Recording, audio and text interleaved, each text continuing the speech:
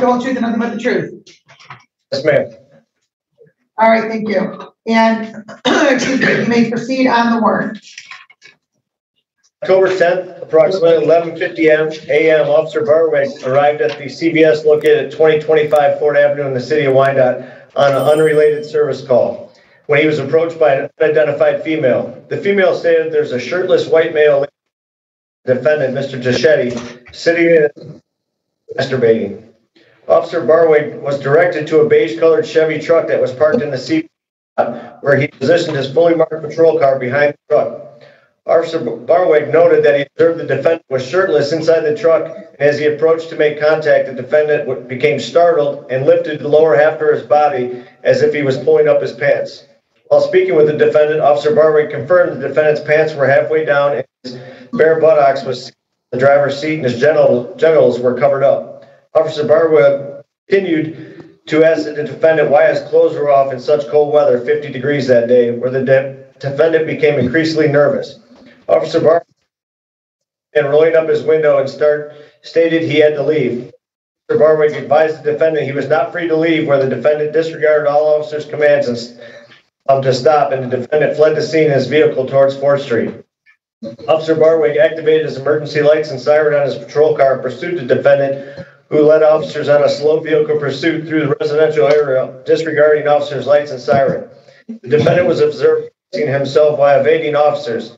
The defendant was stopped, and the vehicle was subsequently arrested and conveyed to the Wyandotte Police Station, where he was booked and held. Officer Barwick noted that he was extracting the defendant from his vehicle. His arm was sweaty and covered in Vaseline.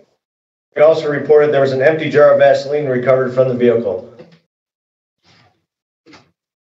All right, thank you. Upon examination of complaining witness, I find the offenses charged were committed and there's probable cause to believe the defendant committed those offenses. Counsel, your appearance, please. Yes, again, good morning, Your Honor. I'm Neil DeBloy, P36827 on behalf of the defendant. Thank you. Sir, your name for the record, please. Joe Gischetti. All right. Joe, can you close that door back there, please? Thank you. And counsel, as to the arraignment. Yes, regarding the arraignment, client would waive any further formal reading of the charge and stand mute. All right, the court will waive the formal reading, enter a plea of not guilty for purposes of the arraignment. Scheduled this matter for probable cause conference on October 19th at 9 a.m. And sir, you do have the right to have an attorney. If you cannot afford one, the court will appoint one to represent you. And in fact, you've had an opportunity to speak to an attorney today, correct? Yeah. I can't hear you, sir.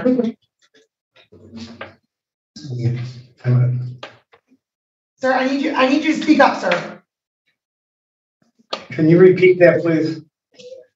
You have the right to have an attorney. If you cannot afford one, the court will appoint one to represent you. And in fact, you've had an opportunity to speak to an attorney today, correct? Yes. All right. You also have the right to be presumed innocent until proven guilty beyond a reasonable doubt. You have the right to have a trial by a judge or by a jury.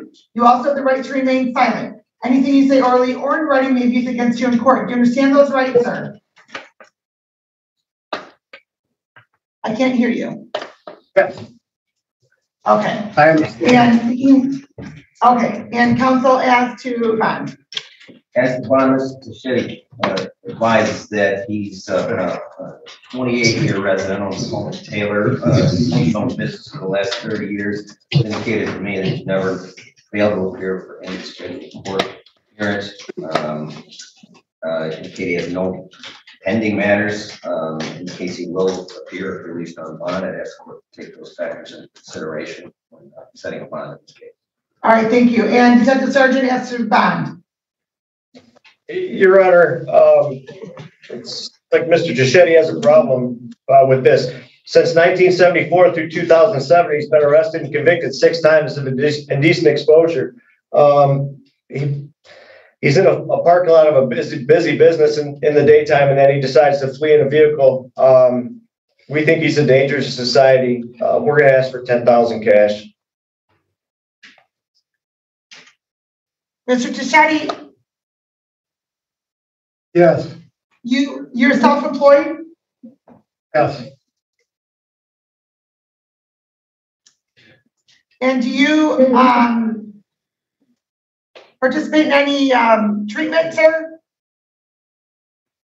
At this time, no. Have you ever failed to appear in court for any reason, sir?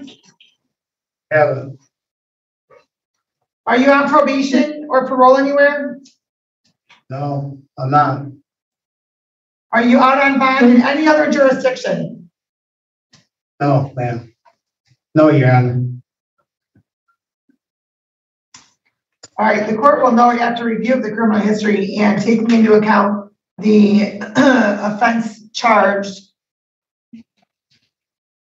and given the nature of the charges and the safety of the public, that is a huge concern for this court, given the defendant's criminal history.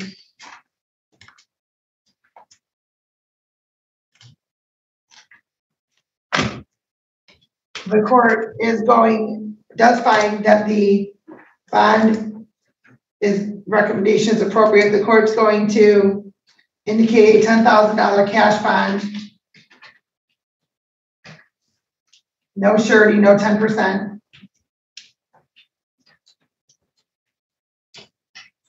In the event you post bond, sir? Pardon me?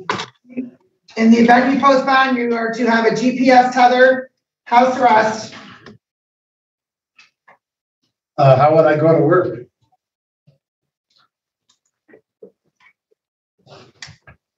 Sir, you'll have to communicate with the tether unit as to where the locations of any jobs are, but you're going to also have to submit proof of those jobs and that you're not just going to various locations without actually having any work to do. Okay, how do I get that from like a customer?